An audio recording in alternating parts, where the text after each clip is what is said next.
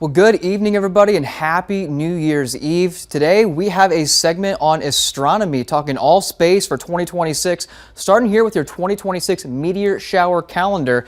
We have a few meteor showers of interest going into the next year for West Texas. You can see those meteor showers listed here on the left side of your screen here. First one being Quadrantis, and that's going to be active through the middle of January, with its peak time being on January 2nd and 3rd, so just a couple days away. Best view time, of course, being at night, but the only discrepancy is going to be the moon phase. We're going to be seeing a full moon, so that we are going to be seeing quite a bit of a lunar interference, and it's going to start to block out some of those meteors. But good thing is we will have about 80 meteors per hour on this meteor shower, so make sure you get out and enjoy that. Lyrid's coming up next in April, with its peak time being around April 21st to 22nd.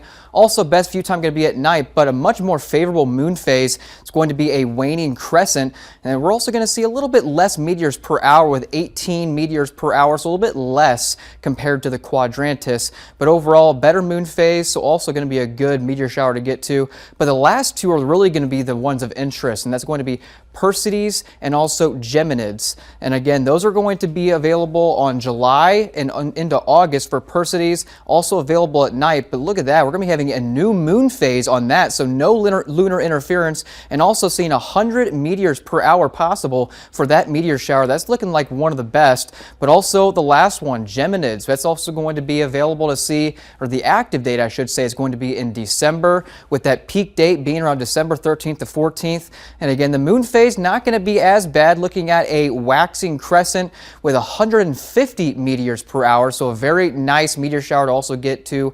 Again, we have about these 4 over in West Texas, so throughout the year, make sure you get out and enjoy these. But also for 2026, we're looking at a couple of solar and lunar eclipses.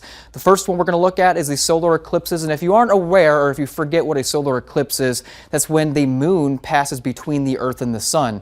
And so with a total solar eclipse, you can get what looks like this, and you can see the whole sky will go black. The sun will be blocked out completely by the moon. But for West Texas this year, we're only looking at a partial solar eclipse. That's going to happen on August the 12th, 2026. We're not going to get a total blackout, but it's something to watch for. Now on the left side, or on the right side of your screen here, we also do have a lunar eclipse that we're watching out for. And this is a little bit different. This is when the Earth passes between the sun and the moon. You can get this characteristic blood moon that you can see here, this red shaded moon. And we also have 2 of those we're looking for this year in West Texas. We have a total lunar eclipse that we're expecting to see here on March 3rd of 2026, and then a partial lunar eclipse coming up on August 27th of 2026.